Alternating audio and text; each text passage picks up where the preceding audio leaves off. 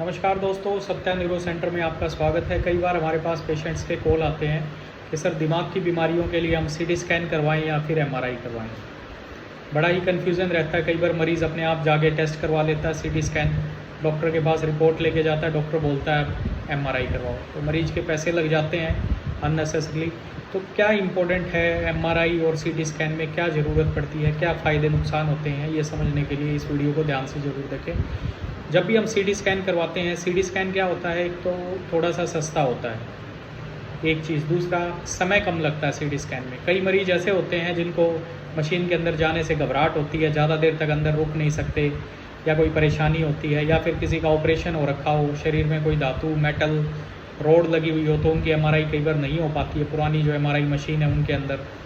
या फिर छोटा बच्चा है, काफ़ी देर तक रुक नहीं सकता। तो ऐसी समस्याओं में क्या होता है, हमें एमआरआई नहीं करवा सकते, तो हमें क्या है, सीटी स्कैन ही करवाना चाहिए। तो मरीज़ सीटी स्कैन करवा लेता है। सीटी स्कैन से हमें 90% मोटा मोटी दिमाग की बीमारियों का पता लग जाता है। लेकिन अगर सीटी स्कैन में कोई दिमाग में छोटी गांठ आ जाती है, तो उसके लिए फ़र्दर हमें फिर एमआरआई करवानी पड़ती है। रंगीन वाली एमआरआई, ये किस प्रकार की गांठ है, नॉर्मल है, एबनॉर्मल है, या पुरानी चोट का कोई निशान है, तो मरीज़ की जो इन्वेस्टिगेशन है वो बढ़ जाती है, एक चीज़।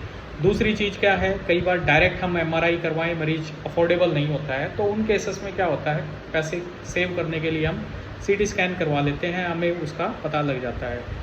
ज़्यादातर क्या होता है, सिर दर्द के लिए लोग एमआरआई करवाते हैं। यूजुअली माइग्रेन मोस्ट कॉमन है, माइग्रेन, तो उसके लिए सीटी स्कैन काफ़ी है।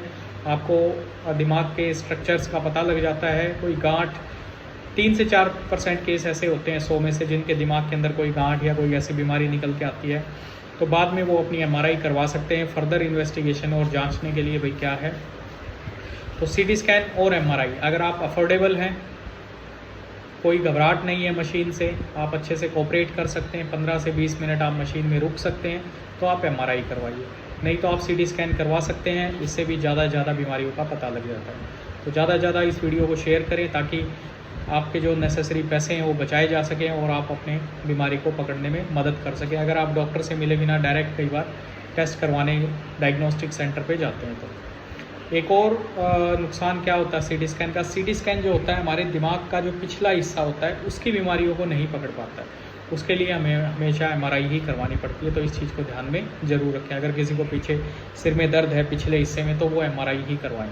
अगर कोई कॉन्ट्रा इंडिकेशन नहीं है, शरीर में कोई रोड नहीं डली हुई है, घबराहट नहीं है, या मशीन के अंदर 10-15 मिनट स्पेंड कर सकते हैं, तो ये ध्यान रखें। तो thank you very much, keep connected to Dr. Satya Neuro Center for Neurological Disorders. Thank you.